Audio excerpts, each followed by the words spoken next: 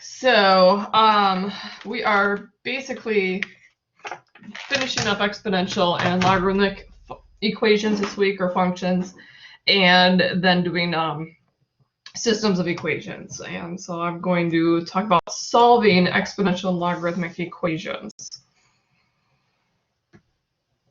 So just as a reminder, an exponential equation is where your variable is in the exponent.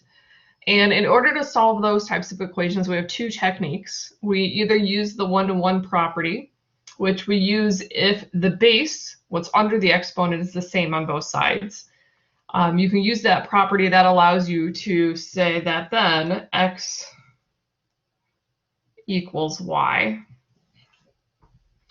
If we don't have a situation where we can do that, and that is like the easiest way to solve, so if that's your first choice, try to get in that form. And if you can't, then you use the inverse property, where you basically take the log of both sides in order to solve. And then a logarithmic equation is where you have a logarithm. And again, you want to use the one-to-one property if you can first, because that's the easiest thing to do. And if you can't, then you basically turn each side of an equation into an exponent. So I don't know if there's an actual phrase to this. You exponentiate each side, I guess, is one way to describe it. But you basically raise each side to an exponent of whatever your base is for the log so that it can cancel out. So those are the two techniques. You always try to use the one-to-one property first if you can, because that's usually simpler. Some equations you can use either one. Some you can only use the inverse property. So I'm going to start with an exponential equation here, and this is one where you can use both properties, so you can do it either way. So I'm going to show what it looks like first using the one-to-one property and then using the inverse property, and you'll get the same answer both ways. So in order to use the one-to-one property, we need to make sure that we have the same base on both sides. So on the left, I have an exponent, or on the 1/2. So my base is 1/2. And I want to try to get an exponent, or a base, not an exponent, a base of 1/2 on the right if I can, or to manipulate it in some way that my base is the same. So 32 I can write as an exponent, that is 2 to the 5th power. So that's what I'm going to do first, is I'm going to rewrite 32 as 2 to the 5th. So now what I could do, in order to get, let's say I wanted a base of 1/2, I would have to take the 2 and do the reciprocal, and that would make my exponent negative, so that I could have a 1/2 base on both sides. Or you could take the 1/2 base on the left and make it a base of 2 by changing the x to a negative x. Either one of those is a valid way to solve this. I prefer to work with non-fractional bases, so I'm actually going to take that 1/2 and turn it into a 2, but that gives me a negative x as my exponent instead. So now I can use the one-to-one property because my bases are the same, which means the exponents must also be equal. So my exponent of negative x must be equal to 5. So by going from the previous step to the current step, that is using the one-to-one property.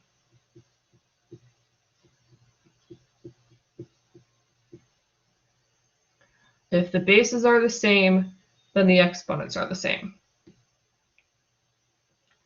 Then you just solve for x. So I need to divide both sides by a -1, and so that gives me x is equal to -5.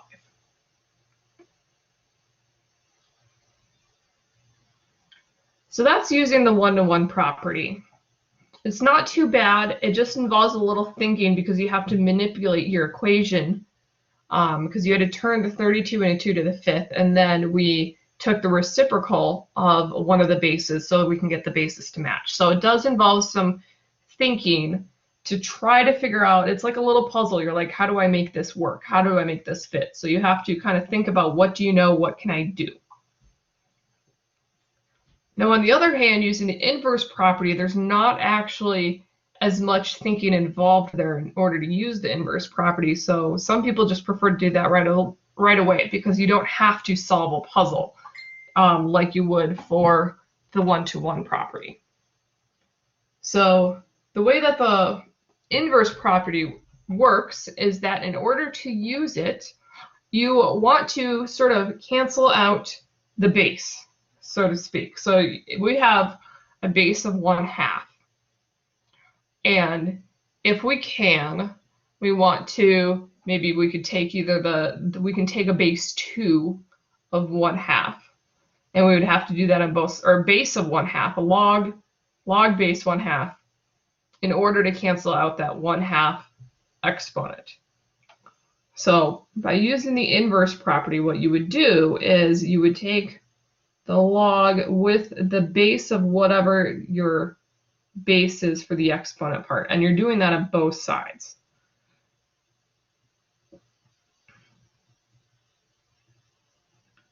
So we're taking the log base 1/2 of 1/2 to the x, and the log base 1/2 of 32.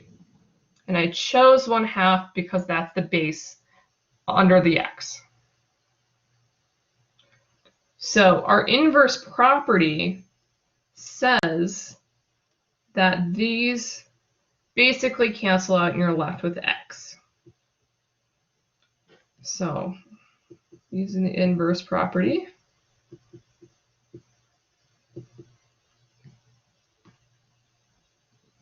we get x equals log base of 1/2 of 32.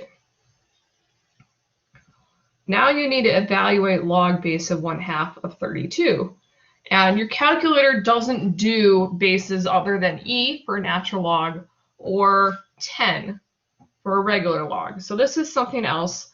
So we would need to use the change of base formula in order to maybe put in a base 10 log. So the change of base formula, right up here, change of base formula is that if you have a log base a of b, this is equal to the log of b divided by the log of a. So you can turn them into base 10 logs. So using that property, using the change of base, that we can rewrite this as the log base 10 of 32 divided by the log base 10 of 1/2, which then you would have to put on your calculator. So if you just get your calculator out, make sure you close your parentheses in the appropriate places. And if you put that in your calculator, that gives you -5. So you get the same answer. It took up about the same amount of space, but they use different things. So the one on the left, you have to use more mental thinking. You have to figure out, how can I rewrite this, and kind of play around with how things are written in order to solve. But you didn't have to use a calculator. Now, using the inverse property, you have to rewrite something, but then you just kind of follow the rules that you know, but then you do have to use a calculator because we don't know off the top of our heads what log of 32 is, or log of 1/2. So there's advantages and disadvantages to both sides. It sort of depends on what your preference is, but not every situation can be solved using the one-to-one property, and sometimes we only can use the inverse property. Now for the inverse property here, what I did is I used base 1/2 because that was what I had on my exponent. It was a base of 1/2. But you can use the inverse property, or we can solve it without the inverse property in a way, by taking just the log of both sides and then using the power property. So I'm going to just write this as an alternate. Take the log of both sides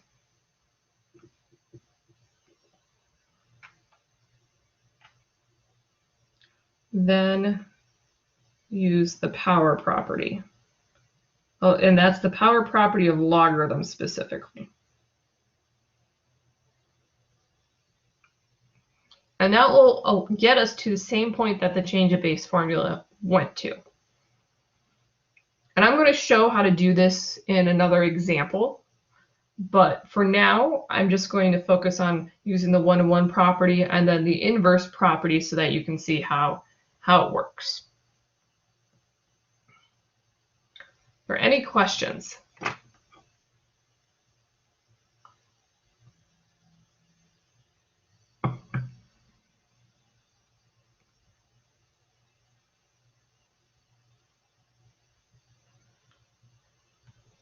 Okay, so now let's look at an example of a logarithmic equation, and we're going to do the one-to-one property and then the inverse property.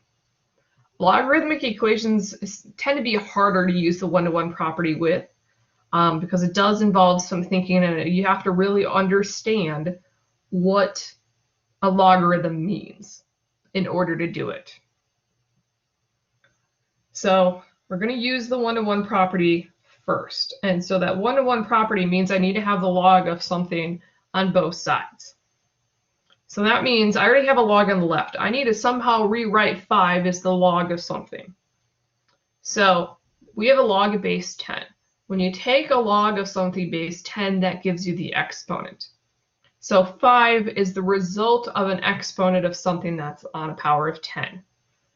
So in order to use the one-to-one property, we can rewrite this as a log of 10 to the 5th, because log base 10 gives you the exponent on something that is 10.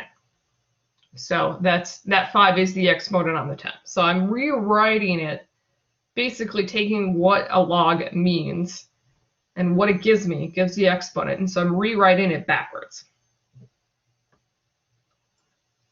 So then from here, we can use the one-to-one property.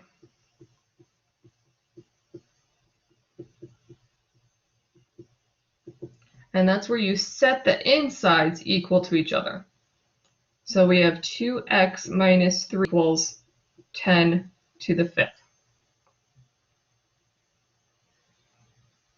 So 10 to the 5th, I'm actually going to write out what that is. That is a 1 with 5 zeros, or 100,000. And so now we're going to solve for x. So you start by adding 3 to both sides. So we get 2x equals 100,003. And then we're going to divide by 2. Now, most of the time when we work with logarithms, we actually do give it in decimal form. And that we do that just because most of the time it does not come out nicely. So we usually do write it in decimal form. So if I actually do the division, I get 50,001.5.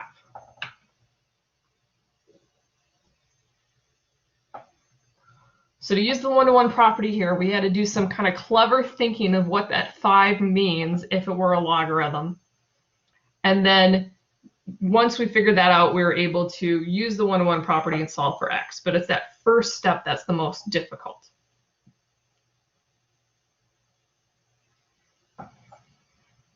So now on the right, I'm going to use the inverse property. So in this case, the inverse property means that I need to rewrite my log of 2x minus 3 as I need to sort of cancel out the log with the power of 10. So what we do is we make each side of our equation the exponent on a power of 10. So we exponentiate each side. And we use 10 because this is a log base 10. If it was log base 1/2, I would use 1/2. So the inverse property allows us to basically cancel that stuff out so that all we're left with is the 2x minus 3. So we're going to use that inverse property.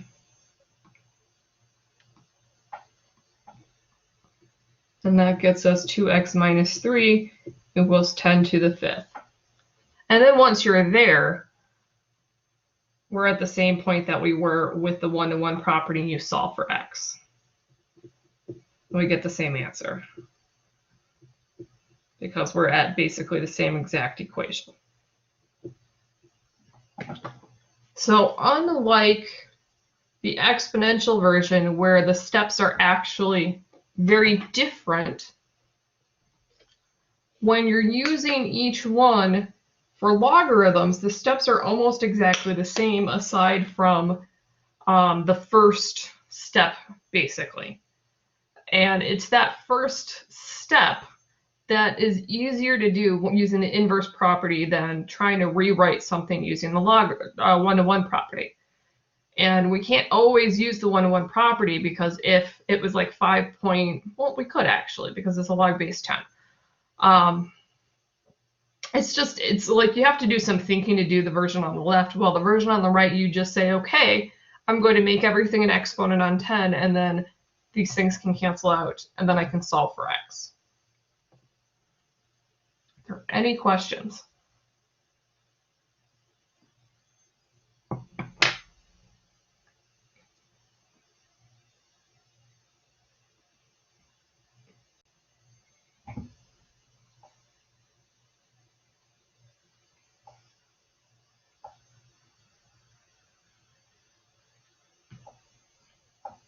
Okay, so here I have just an exponential. We have e to the x squared minus 3 equals e to the x minus 2.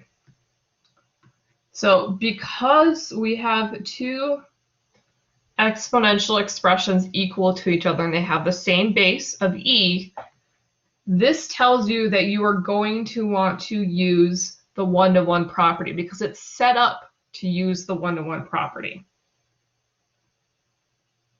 So if you have matching exponents on either side with the same base, basically, so they're matching in regards to their base, you want to use the one-to-one property.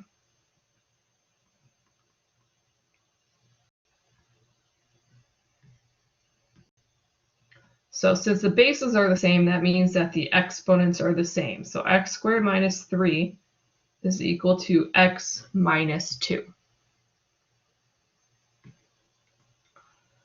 So we have an x squared. So this is telling us that we have a quadratic equation.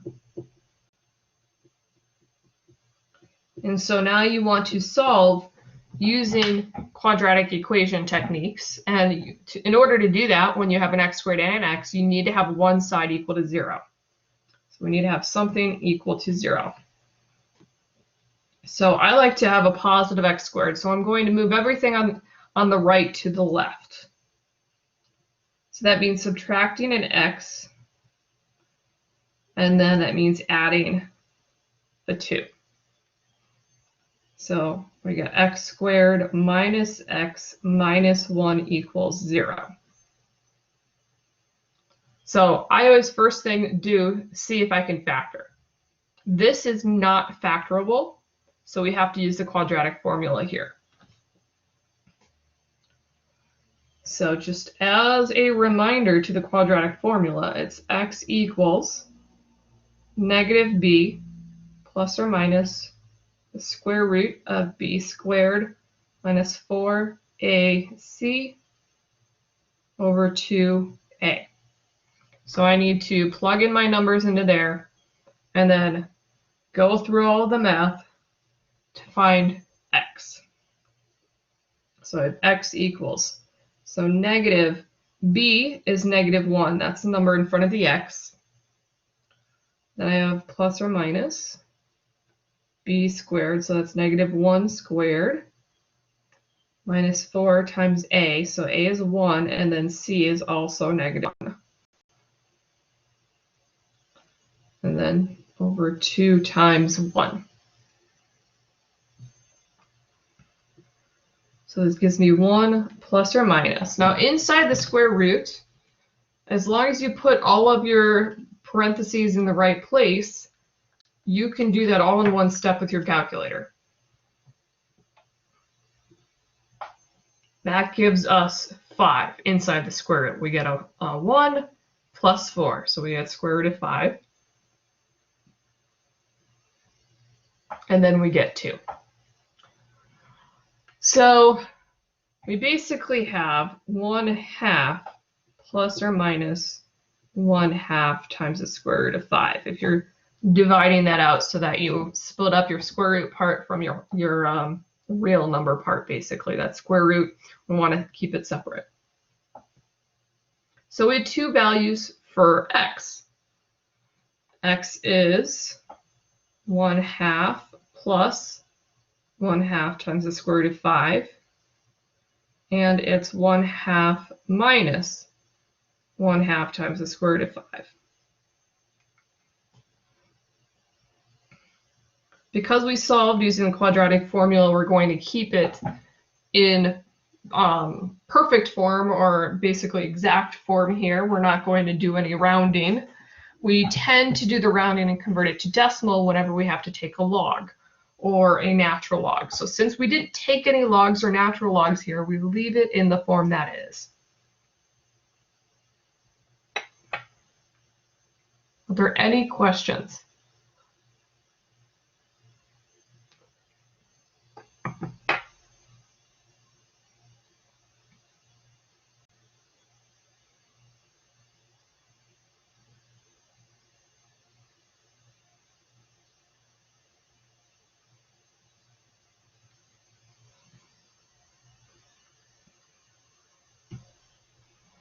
Okay, so now my next example here, I have 3 times e to the x equals 91.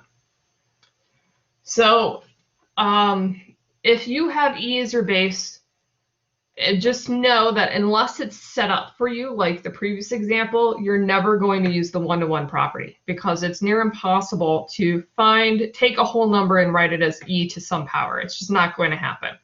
So just default, if you see e to something, you want to solve this using the inverse property. And so I'm going to show you how to do that. And instead of using the change of base formula like I did in that previous example, I'm going to show you the alternate that I had written down. That we're going to take the log of both sides, or in this case, we're going to take the natural log because it's e, and then we'll use the power property. So I'm going to show you that technique instead of what we did here. Now, first off, in order to use that technique, you need to get your exponent part by itself. So I need the e to the x by itself. I need to get rid of that 3 in front. So I'm going to divide both sides by 3. So this gives me e to the x equals, and 91 doesn't divide by 3. So for now, I'm going to leave it as a fraction. We generally don't want to round until the very end. We are going to make this a decimal, but we don't do it until the very last step. So we are going to use the inverse property, but we're going to use it slightly differently than we did before.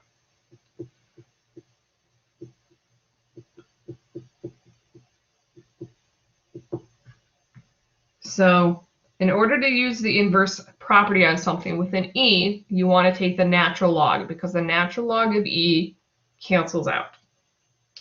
So we're going to have the natural log of e to the x equals the natural log of 91 over 3. So to undo an e, we want to do a natural log. So you're going to take the natural log of both sides.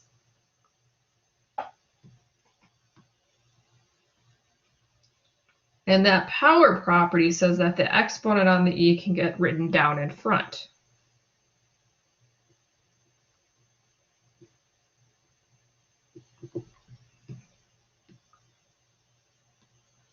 So that gives us x times the natural log of e equals the natural log of 91 over 3.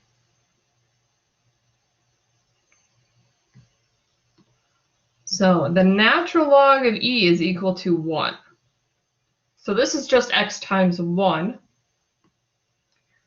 So that means we just have x on the left, and then on the right we have the natural log of 91 over 3. And then that's when we put it in our calculator so that we can approximate what that's equal to. So if your calculator has a natural log button, you can use it. And so you take the natural log, and we usually round to 3 decimal places.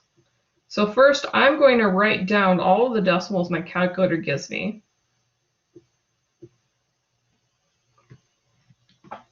So rounding to 3 decimal places means that I'm going to have 3 numbers after the decimal point. So I draw a line. If the number after that line is 5 or higher, we round up. Otherwise, we don't round at all. We basically just keep it where it's at. So we're going to use 3.412 because it's a 2 after that. That's smaller than 5, so we're not rounding up.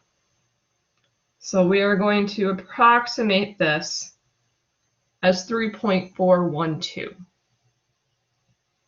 But if it asks for the exact answer, then that's the natural log of 91. So if it asks for exact, that's what you would give. But if it asks you to round, then you're going to put that in your calculator and get a decimal approximation.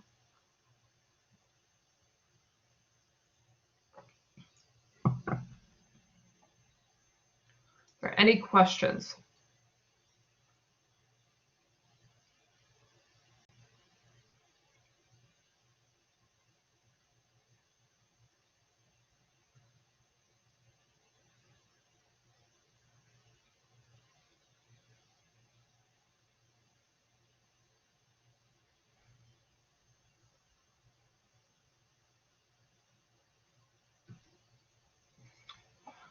Okay, so now I've got 2 problems here, and now we're dealing with logarithmic equations, and here we've got both of these. We have the natural log, and so we want to solve by doing the opposite, by taking exponents.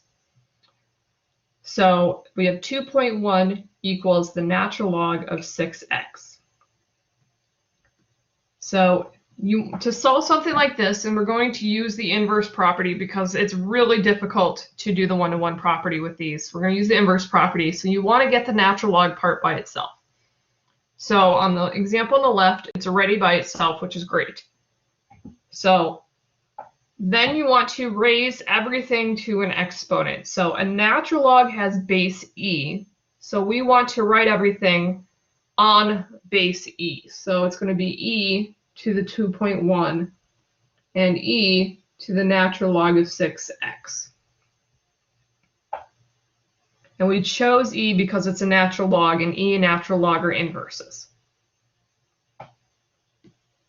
So the inverse property says that basically that e and the natural log cancel out, and we're left with whatever you're taking the natural log of, so we get 6x. So we have e to the 2.1 equals 6x. And that was using the inverse property.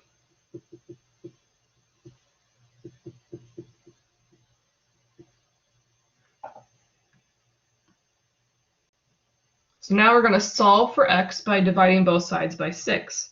So I get e to the 2.1, that will look like a good decimal, over 6 equals x.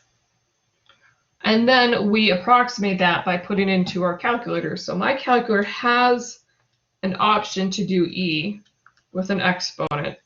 And you want to make sure that when you enter it in, you have parentheses around the 2.1 before you divide by 6. And I'm going to give all of my decimal places that my calculator gives me. 1.361028319.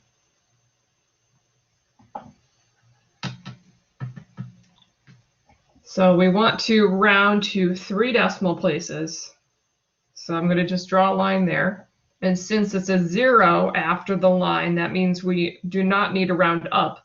So we're going to say it's about 1.361 is our value for x.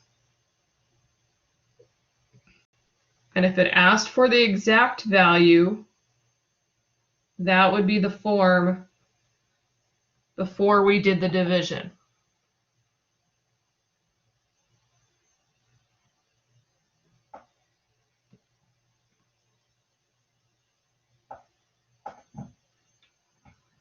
Now the example on the right, I have 3 plus 8 times the natural log of x equals 7.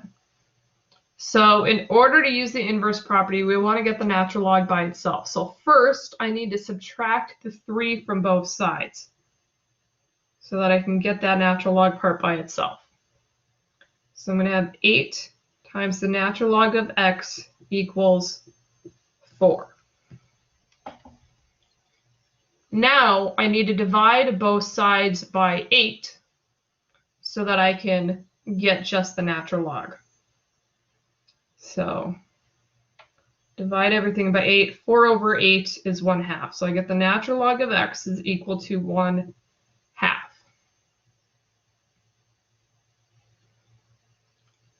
Now we're going to use the inverse property. And so because it's a natural log, we're going to use e as our base. So we're going to write e to the natural log of x equals e to the 1/2. So you exponentiate both sides. And that e to the natural log cancels out so that you have just x, because that's what the inverse property says. And then we get e to the 1/2.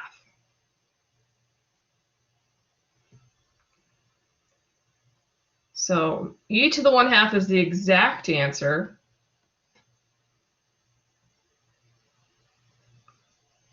And if we want to round it, so I'm going to put that on my calculator. Get 1.648721271. 3 decimal points. So after my line, I have 7. 7 means we round up. So that means the 8 is going to become a 9. So this rounds up to 1.649. So in this case, we had to round up because it's a 7 after that, the cutoff that we're looking at.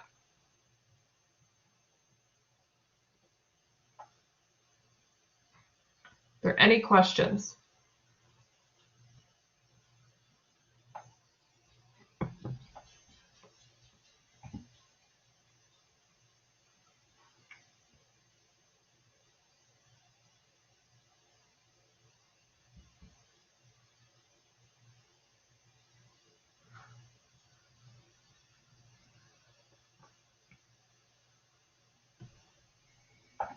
Okay, so here's another one. We have the log of 3x plus 4 equals the log of x minus 10. So because we've got logs on both sides, this is set up so that we can use the one-to-one property. So it doesn't always work out, but this one is set up so that we can do that. So that means the inside parts are equal to each other. So 3x plus 4 is equal to x minus 10. So now we are going to solve for x. So I'm going to start by subtracting x on both sides. So 3x minus x, that's 2x, plus 4 equals negative 10. Then I'm going to subtract 4 from both sides. I get 2x equals negative 14. And then I'm going to divide both sides by 2, and we get x equals negative 7.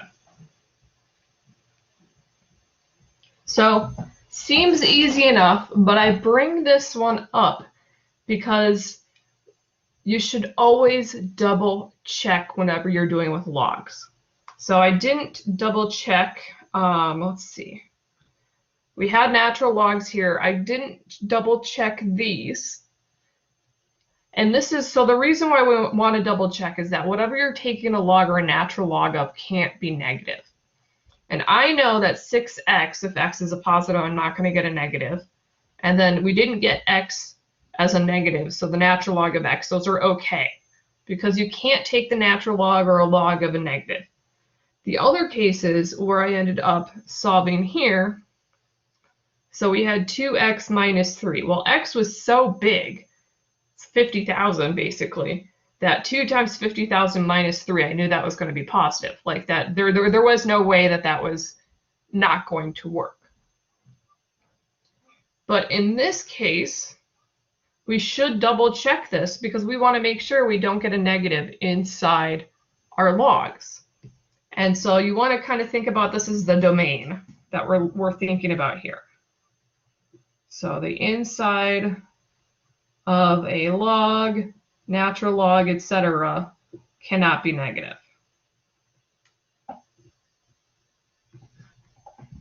So that means 3x plus 4 needs to be greater than or equal to 0. Technically, you can't even take the log of 0, so it should just be greater than 0. And then x minus 10 also needs to be greater than 0. We can't have those inside parts become negative or 0 because then it doesn't work and you get an error in your calculator. So if I solve both of these, so like the first one, 3x plus 4 greater than 0, if I subtract 4 from both sides, I have 3x greater than negative 4. And so this tells us if we divide both sides by 3, x needs to be greater than negative 4/3, which is about negative 1.33 repeating. And on the right, if you add 10 to both sides, x has to be greater than 10. Well, we got negative 7. So negative 7 is smaller than both of these and violates both of these domains because x needed to be bigger than negative 1.33 and it needed to be bigger than 10. And our value is not. So if you plug it in, like if I took the log, and it's actually easier if I did the right side. So if I did the log of negative 7 minus 10, that's the log of negative 17. That gives you an error because you can't take the log of a negative. So this means that while we solved and we got a number, it doesn't actually work and there is no solution.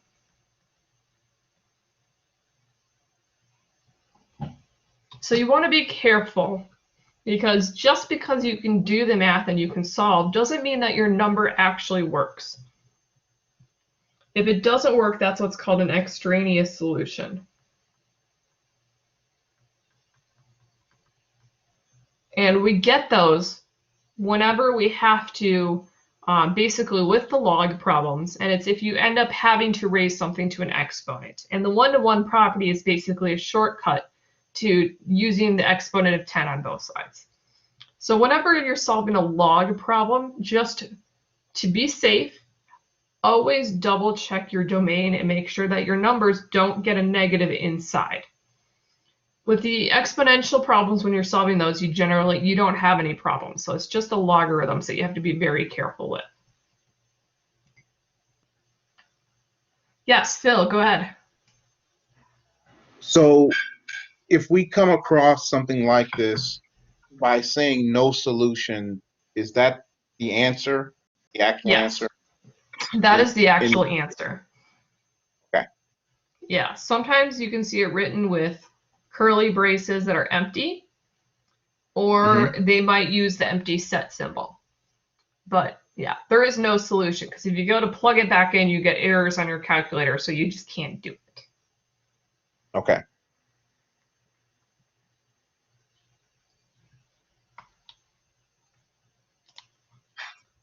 There are other questions.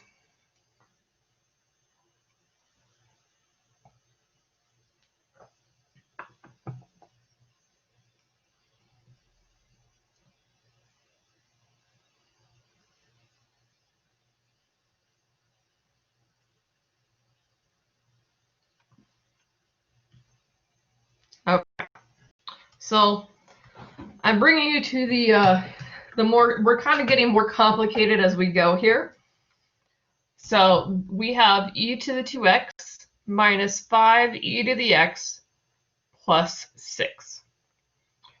So normally you would want to isolate your exponent part.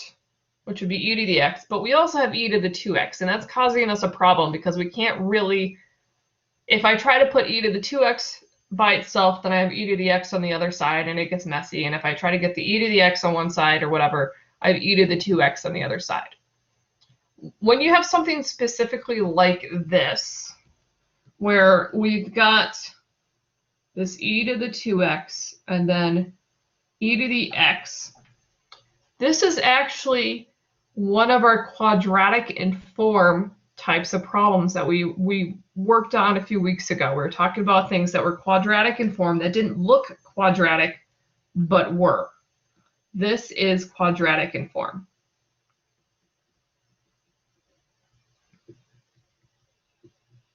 And so we can solve this using a substitution.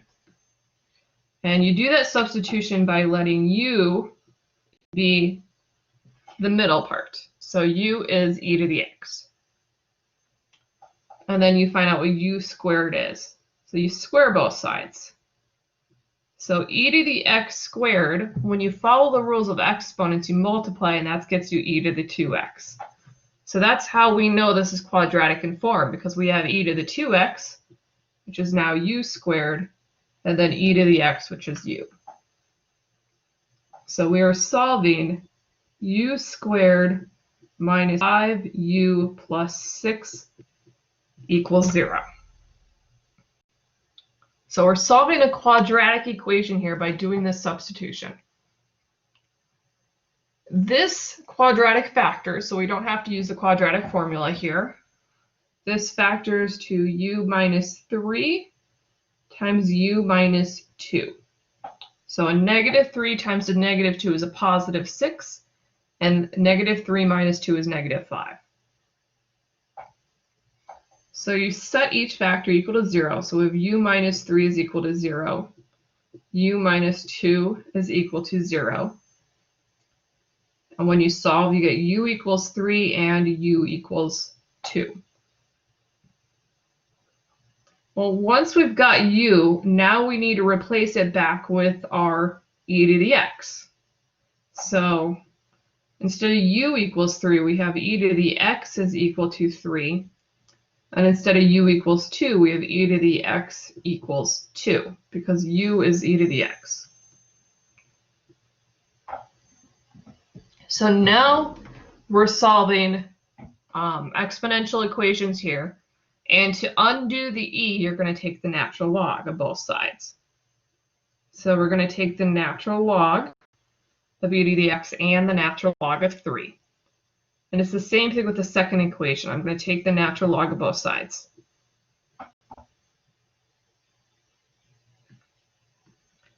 So the natural log of e, basically that's just a 1 that cancels out.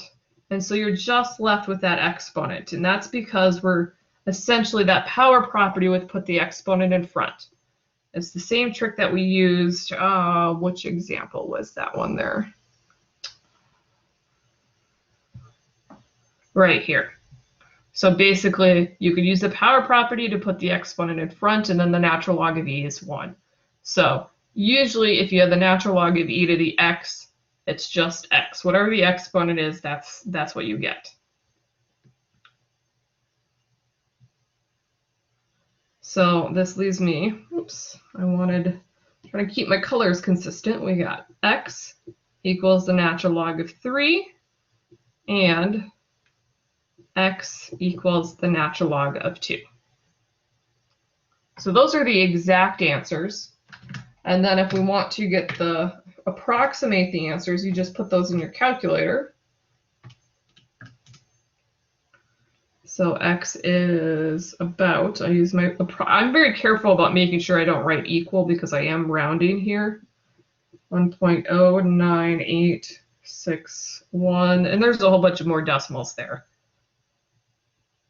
But if I'm rounding to 3 decimal places, I don't really need to write all of them. So there's a 6 after where I'm cutting off for 3 decimals, so that means I round up. So it's about 1.099 for one of our answers. And then the second one, we have the natural log of 2, so I put that on my calculator. 0.6931. Usually, if you're rounding to 3 decimal places, you only need to write down 4 digits. So since after the 4th digit is 1, that means I don't round up. So x is about 0.693. So those are the approximated versions, and the exact values are going to be written as natural log of 3 or natural log of 2.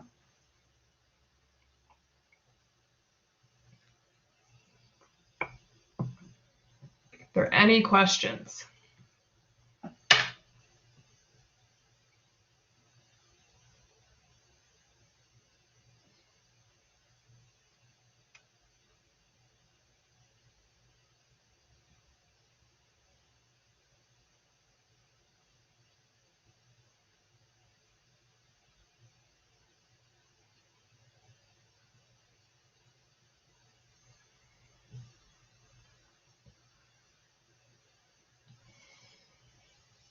All right. Here we've got 100 over 1 plus e to the 2x equals 1. Something in this form, not where the equals 1, but where you have your e sort of in the denominator and you're adding something to it, this is usually what's called a logistic equation. Generally, something like this looks exponential and then it flattens out. These are a special type of curve. Usually, if you have some virus, it grows rapidly, and then you get to a point where people stop getting infected and it flattens out. So that's usually things like that. Or if there's carrying capacity, population growth, there's a point where you can't grow the population anymore because you've run out of resources. So these are usually modeled with this type of situation where you've got it grows and then there's a point where it just can't grow anymore. So to solve something like this, we need to get the exponent part out of the fraction. So I need to get rid of the fraction, and so I need to do that by multiplying by the denominator. So I'm going to start by actually rewriting this so that I can show that. So I've got 100 over 1 plus e to the 2x equals 1.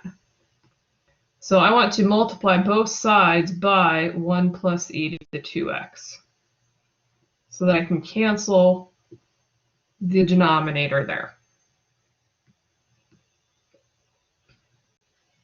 So that leaves me with 100 equals, and then we just have 1 times something. So we get 1 plus e to the 2x. So now I want to get e to the 2x by itself, so I'm going to subtract 1 from both sides. So I get 99 equals e to the 2x. Now to undo the e, we always do a natural log. And the reason why I have so many problems here with e and natural log are because that's what you see most of the time in real life. Especially if you're going on to take more math classes, you're going to be seeing e and natural log all the time. So that's why I'm just doing a lot more problems of those than the other type. So we're going to take the natural log of 99 and then the natural log of e to the 2x. And the natural log of e, that just cancels out. So that leaves us 2x. So the natural log of 99 equals 2x. So then you divide both sides by 2. And this gives us x is equal to the natural log of 99 divided by 2. And that's the exact answer. Now, if you're going to put this in your calculator so that you can get an approximation, you want to make sure that you have parentheses around the natural log part so that you don't accidentally do 99 divided by 2 in the natural log. So you're taking the natural log of 99 and then you're dividing it by 2.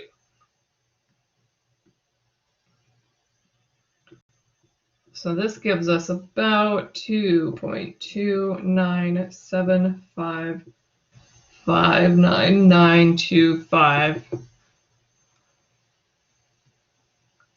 And so if we round to 3 decimal places, that's going to be at the 7. So since it's a 5 after the 7 rounds up to an 8.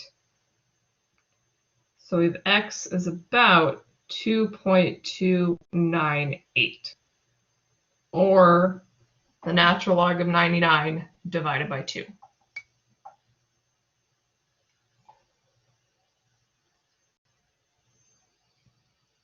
Are there any questions?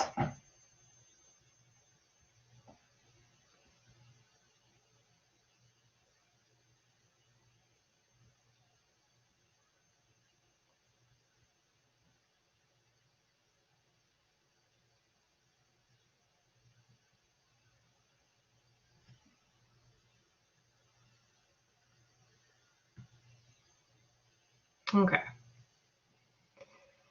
Here I have the natural log of x minus the natural log of x plus 1 equals 2. So here we need to use a different technique. We can't do a quadratic inform thing because we don't really have anything squared. That only works if you have exponential things. We can't really get the natural log stuff by itself because we've got 2 of them in here and they're separated by plus or 2 different terms. And then we've got the number. If there was no number there, if it was equal to 0, we could just set a natural log of x equal to the natural log of x plus 1, and we can use the 1-to-1 property. But because of that number, that kind of throws a wrench into that. So the trick to this kind of problem is that you're going to use one of the properties of logarithms. And we're going to use the quotient property.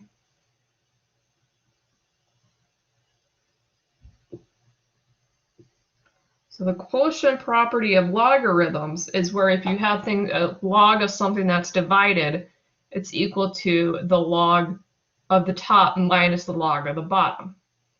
Here we have the log of the top minus the log of the bottom, so we're going to combine it into a single natural log. So this is why we practice those properties of logarithms. So I'm going to turn this into the natural log of x over x plus 1 equal to 2.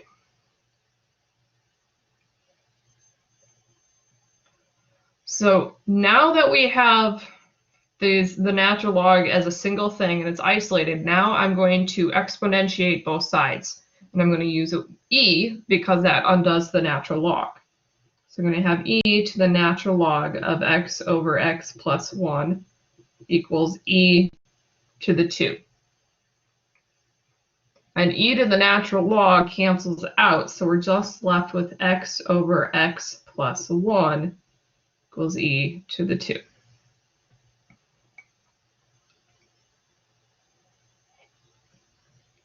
So now here we need to solve for x, but now we've got ourselves a fraction. So we want to multiply both sides by the denominator so that we can get rid of that fraction.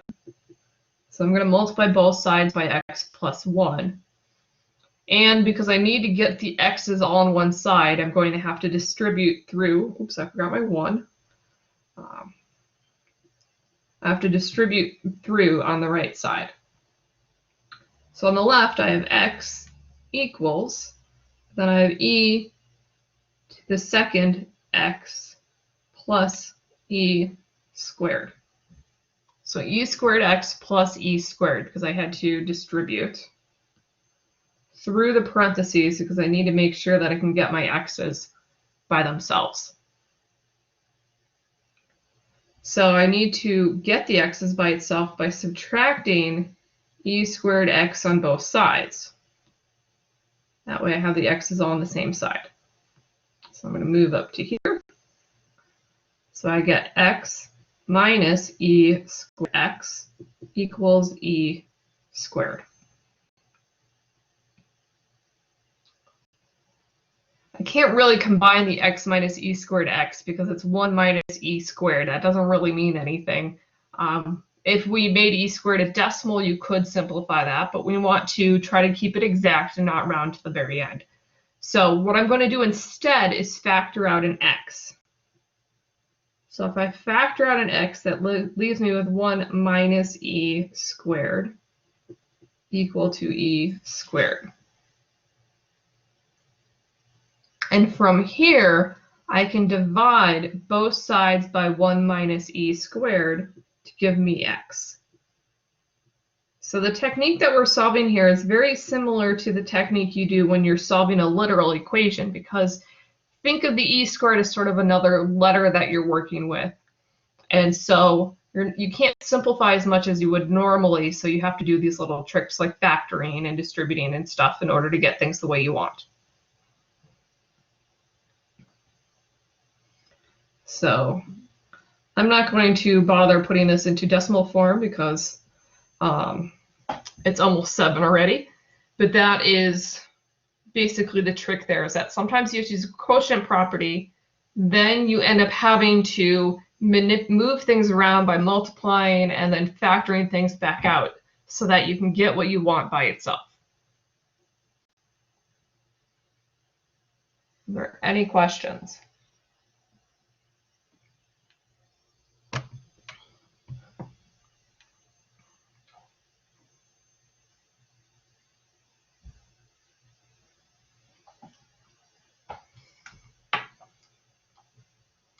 All right, so I had one more example, but I think we don't really need to go over that example.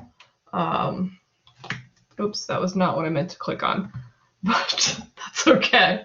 My last example is that I'm not going over is very similar to the one that I just did. So since it's already been basically an hour, I don't really need to go over that.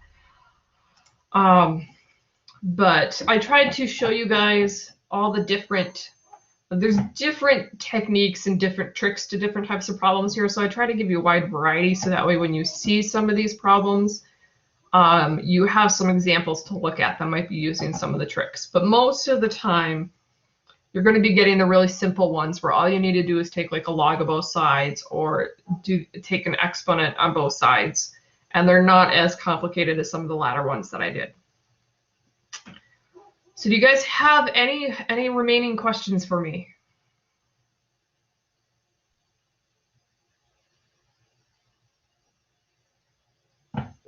Nope.